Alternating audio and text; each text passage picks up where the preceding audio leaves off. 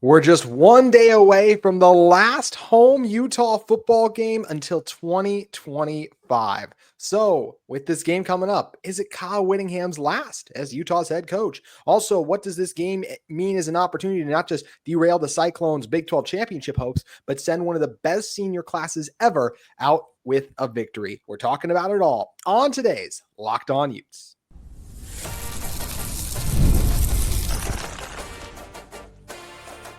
You are Locked On Utes, your daily podcast on the Utah Utes. Part of the Locked On Podcast Network, your team every day. Hello, everyone, and thank you for making Locked On Utes your first listen and view of the day. We are part of the Locked On Podcast Network, available wherever you get your podcasts, as well as on YouTube. If it's your first time listening to our show, make sure you like and subscribe. Love interacting with all of you in the YouTube comments, as well as on social media, where you can follow our show on X at Locked On Utes. Today's episode of Locked On Utes is brought to you by FanDuel. You can start the season with a big return on FanDuel. New customers can place a $5 bet, and you'll get started with $150 in bonus bets if you win your first $5 bet. You can visit FanDuel.com to get started. My name is JT Wistrcill, former intern inside the University of Utah Athletic Department. Excited to be joined by Utah Rivals writer Matt Patton. And Matt, we're going to talk about the game in a moment, but there is an even larger story to me looming in this matchup, and I haven't seen a ton of people talking about it. This could be Kyle Whittingham's last game, and that is crazy to think about. What he has done for this Utah football program, it's hard to put into words.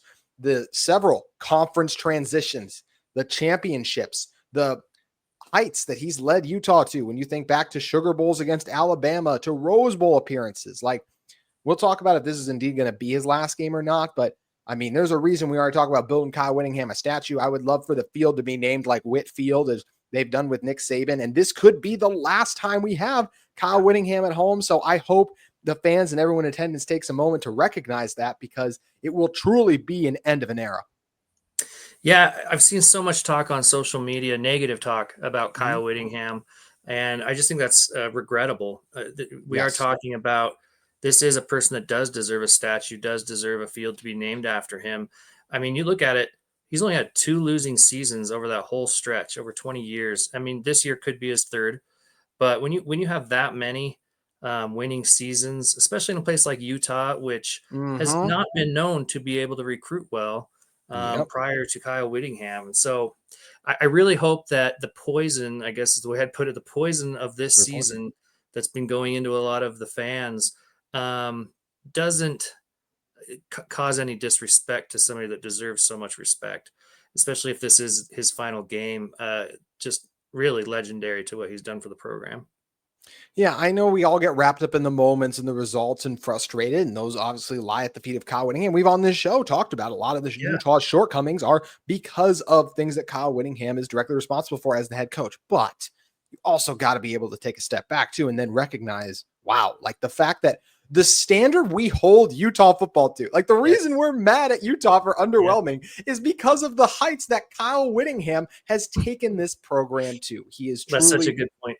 Yeah, I would say he's the best coach of all time at Utah. I know there's others who are right up there, obviously, too. But look, for what he's done, 167 wins. It's incredible. Yeah. It's his 65th birthday yesterday. So happy late birthday to Coach Whit. And it's fascinating. He was actually asked about this earlier in the week in his second media press conference scrum. And he said he will evaluate at the end of the season and decide what's best. He wants to take the time to decompress and figure out moving forward. And I think that's the best option. He actually did look a little tired in one of his press conferences this week versus some, obviously after BYU, he had that fire, but you could tell it's frustrated. It's wearing on him. So I bet if you were to ask him like right now, and this is not inside information, but just with how frustrated he is, he's probably like, I don't want to come back and do this again. But all it takes is a little bit of time removed. And then it could very well be like, oh, I do want to come back again. But I do think, as much as I would love if Kyle came out ahead of time and said, hey, like this is going to be my last game, he doesn't want to make it about him, but it would be a nice way for Utah to get to celebrate him. That's what I wish Kyle was doing. I think he's making the smart choice here by taking a step back, because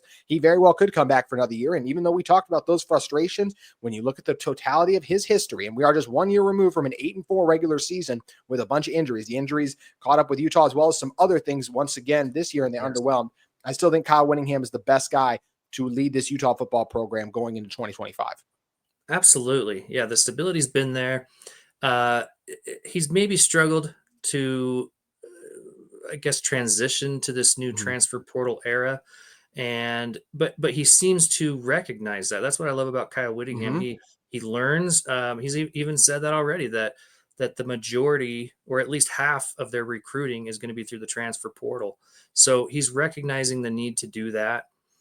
He's also recognizing how you are going to lose some players, and how to plan on that. So he is making the changes that will be needed. And I personally would love to see him go one more season, just to be able to see what he can do.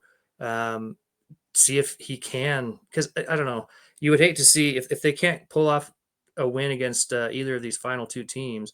You would hate to see his very last season be his worst record. Eight straight losses for Kyle Whittingham. Like, he lost his last 8 games. This is legendary. Yeah, you can't have that. You're absolutely right. It just doesn't sound right. It doesn't fit. Selfishly, I'm with you. I want Kyle to come back for one more year, because as someone who has so much love and appreciation for what Kyle's done for this program, I want him to be able to go out on that great season. He earned the year that we were hoping Utah was going to have. He had earned the right to win one more conference title, to get college football playoff, do something this team hadn't done before. He's earned that right with what he's done over the totality of his career. And like I said, part of the reason we have Utah's not there is because of some of the mistakes that Kyle Whittingham has made. But I'd love to see him come back too.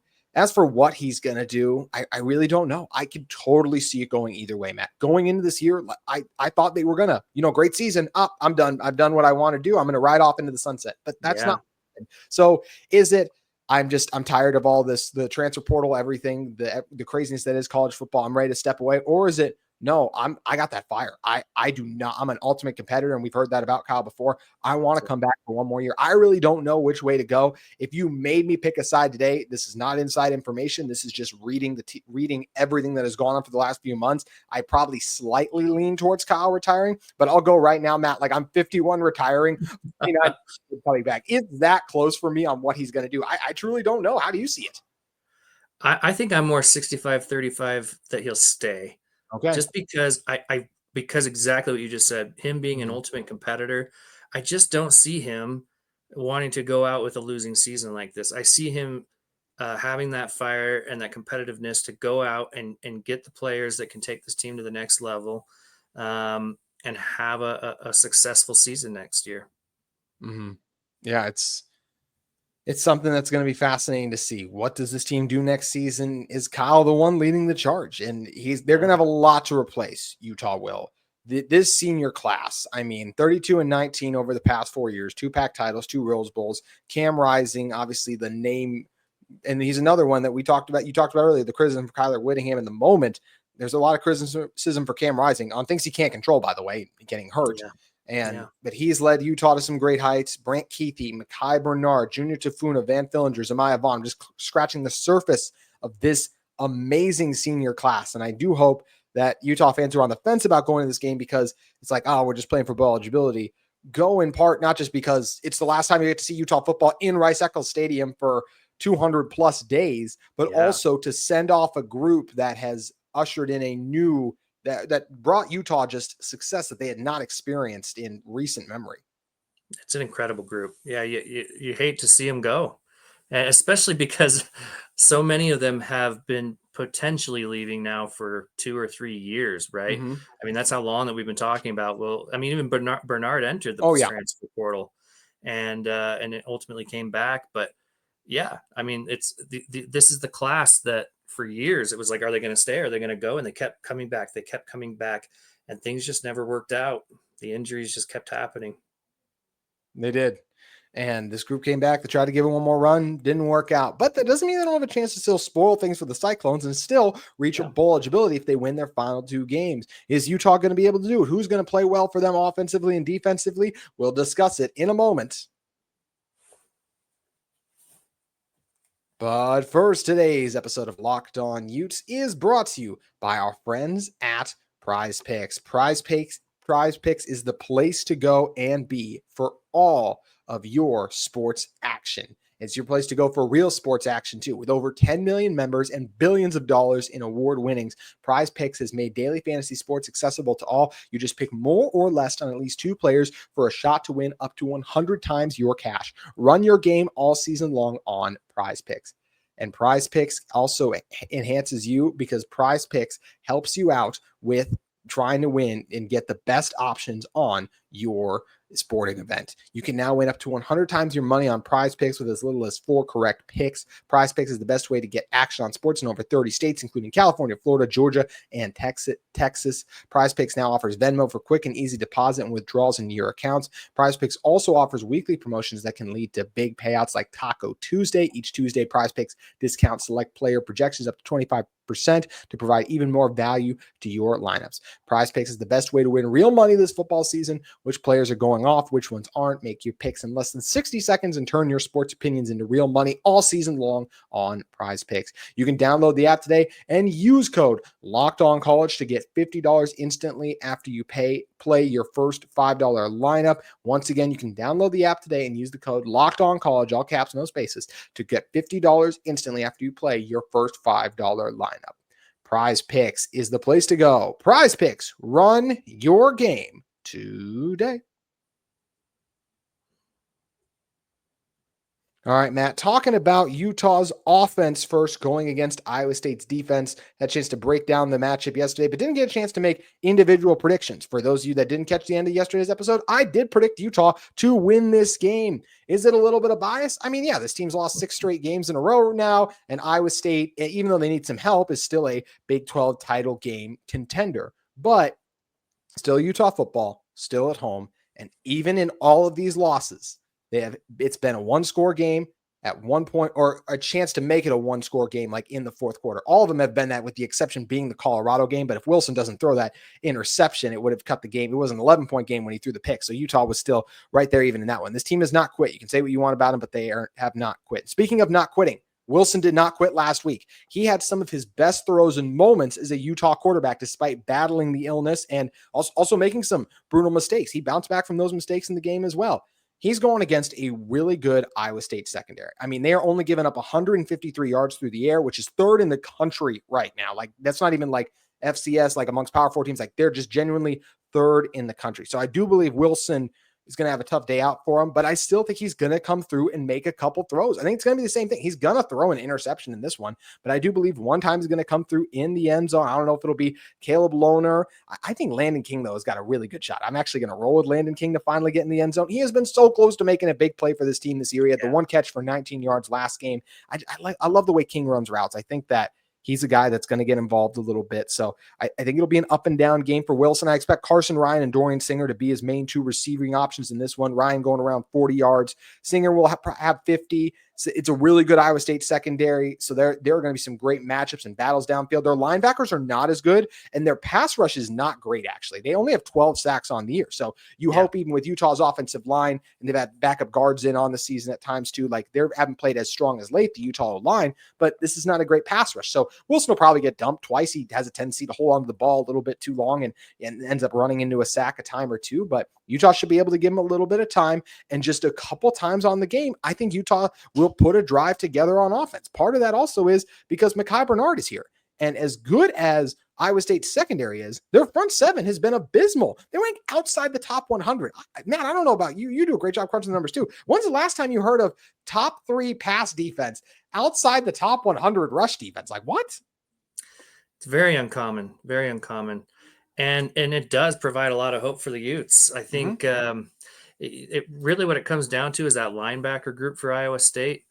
Just so many injuries in that group. And so if Bernard can get past that defensive line and get into that linebacker group, kind of that next level, he could go for a lot of yards. And, as beat up as Isaac Wilson's been, that's a big chunk of the yards that Iowa State gives up is to the quarterback. So I think this could be a game where they coach up Wilson and say, look, if you don't see anything, just go, just run, because that's how you're going to get it. You don't want to be thrown into that secondary. I mean, those guys, they're all ball hawks. They're all going to intercept passes. It's dangerous. So you want to be targeting those linebackers, which means exactly what you were just saying. Carson Ryan, Landon King, you're hitting those tight ends who are going to be mostly getting put up against those linebackers. So that's what I see. I see a lot of running, a lot of Micah Bernard, a lot of, and it is senior night. And I think that they're going to be looking at that. Fans haven't always been, excited to see Charlie Vincent roll out there, but I could see him getting a lot more carries just because it's senior night.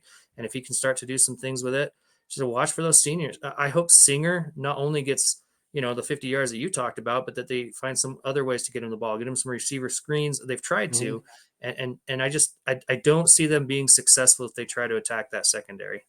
No, I don't think, like last game, Utah was able to drive sometimes in 3rd and long. Like that is not, you have to run the ball. Micah averaged 2.8 yards per carry. Like you have to block better up front because he's capable of breaking off that initial tackle, but he's not going to be able to break every tackle. And that's unfortunately what he was tasked to do against the Buffs a week ago. Yeah. So I feel good about Micah. I think he's actually going to go over 100 yards in this one. I do think Utah will stay physical. They'll stay aggressive. Let's not forget too, Iowa State has lost 2 of their last 3. A good bounce back performance against Cincinnati with their linebackers getting back and starting to play better, but this is still a tough place to play. It's why a BYU team still came in and struggled in Rice-Eccles Stadium. I know they just recently had a loss, but still one of the 20 best teams in college football, and they've consistently found ways to win. They did so in Utah, but just barely, and it also came down to obviously some calls that came with some controversy, to put it mildly, with a discussion and everything that came on after that too. So yeah, I do feel like Utah's offense could have some success moving the ball. They can score a touchdown in each half. And that might be all it takes too, because as we switch over to the defensive side of the ball, Matt, I think this is finally the game Utah gets their pick 6. We have been waiting. I've been predicting it for a little bit now, but I look at this one and I go, okay, Rocco Beck did a good job, Iowa State's quarterback, of taking care of the ball against Cincinnati. But before that, in his last 3 games, he threw 4 interceptions combined. So, and 2 of them were against the UCF defense. I don't think it's very good. This Utah defense is still playing an incredibly high level. They're the 3rd best defense in the Big 12 right now because they got gashed against the Buffs, but still holding teams to only 21 points per game. Incredibly impressive still. They actually give up less yards as a defense than Iowa State does too. Utah's thing on defense is just limit the big plays, because that's what's been constantly hurting them. And you're going against 2 Iowa State backs that average 5 yards per carry. You got 2 receivers over 800 yards. So that's going to be hard to do. And I do think the Cyclones will get some of those big plays. But because of how good Cameron Calhoun, Smith Snowden, Zemiah Vaughn, Teo Johnson, like they've still been overall playing at a high level, even if they will have a bad rep or 2 throughout a game, I think they're going to pick off back once. I'm actually going to go twice in this game. One of them going for 6, and I am going to go with Zemiah Vaughn, the senior, to get a pick 6 on senior day. A little bit of a senior slide there, but also I think Utah's got a good chance to hold back under 250 yards. He was under 250 yards against Cincinnati. He hasn't gone under 250 in a lot of games on the year, but I do think this is a situation where this Utah defense is good. The crowd is going to be ruckus because it is senior day. It's the last home game. It will transform into a night game as the game wears on, of course, with the 5:30 kickoff too. Since the Iowa State's good, like they've scored over 30 a lot. They average over 30 points, but only one team has scored over 30 against Utah this year. That was the Buffs. This is not Shedeur Sanders. This is not Travis Hunter. Really good Iowa State team, but I don't think they get over 30 in the last home game for Utah. Well, especially the way that they have been stumbling recently. They did have a good game against Cincinnati, but it even took them a while to get going against Cincinnati. And so they just don't seem quite right. There's a lot of things going on there, some injuries at the offensive line, additional injuries on the defensive line. And so this is an opportunity. They actually statistically look a lot like BYU. And in a lot of ways they have a better secondary than BYU, but not the run defense that BYU has. So similar matchup in that way. So I expect another kind of low scoring game, but like you said, if the Utes can just get a couple of touchdowns, a couple of field goals, that might be enough, especially with the defense. I think playing really pumped up for senior day. I think they will be too. I mean, so many guys, Junior Tafuna, Van Fillinger, Connor O'Toole. I think did Vaimahi end up playing last week? Because recently it said he was dressed. I'm trying to remember if I actually saw him. I think it was mostly Tanu Vasa and Tafuna, but still, like Karene Reed, another guy who's going to be out there for this Utah team too. And Alakai Gilman. Alakai Gilman. Quietly been doing a lot. He has been. And Vaughn is another senior, so it's a senior defense. And I mean, Utah held Colorado to 65 rushing yards last week. Buffs -1 rushing yards in the first half. That's how good Utah was doing up front early. So Cyclones only had 152 yards against Cincinnati. So I think Utah is going to hold Iowa State to right around 100, maybe like that 110 in there. But I think they hold them under 130. Like this is this is the front 7 we expected for Utah in the year. They're finally healthy. They're playing together. They're coming off a really good performance. Tanu Vasa Tafuna on the interior. Later, Barton's the guy who's not a senior, but this could be. I don't think he's going to declare. But if he did, this would think be his so. final home game too. So that's another guy that I just expect to play hard, be fired up, and was coming off a good game too, right? So I think it's going to be a really physical game. I think both offenses will have, like Iowa State will probably have more total yards than Utah in the game. I trust their offense more, but the Utah defense is going to be the difference. I think those 2 interceptions are going to loom large. Utah will win the turnover battle to me. Isaac Wilson will pick up where he left up from last week. And I think he'll still make 1 or 2 bad mistakes, but there's going to be a lot of good throws and good moments too in this last home game. I got a Utah win 24-23. I predicted it yesterday. I'm sticking by it in the last show I'll do before kickoff. Matt, how you feeling about this one? I'm also picking Utah to win. Let's go. I'm going to go a little lower though. I think Utah 20 and Iowa State 17. I like it. Yeah, we're thinking similar lines there, and it's going to be fun to see what this Utah team can do in this huge matchup. Last home game of the season. You got a top 25 team coming into your house. Can Utah finally get a home win? And it'd be their first home win since the Baylor game in September. That is a little still hard to fathom. That's how it turned out. But I can't wait to see if this Utah team can do it too. And obviously, we mentioned the seniors who are going to be honored. Utah is also going to be honoring Aaron Lowe and Ty Jordan too. Want to talk about the significance of their legacy and the 22 forever, just what that means to Utah football to close out the show. We're going to be discussing that in one moment. But first, today's episode of Locked On Utes is brought to you by our friends at Zybotics. Zybotics pre-alcohol probiotic drink is the world's first genetically engineered probiotic. It was invented by PhD scientists to tackle rough mornings after drinking. Here's how it works. When you drink alcohol, it gets converted into a toxic byproduct in the gut. It's this byproduct, not dehydration, that's to blame for your rough next day. Pre-alcohol produces an enzyme to break this byproduct down. Just remember to make Zybotics your first drink of the night, and you can drink responsibly, and you'll feel your best tomorrow. Every time I have a every time before you go out, here's what you got to do.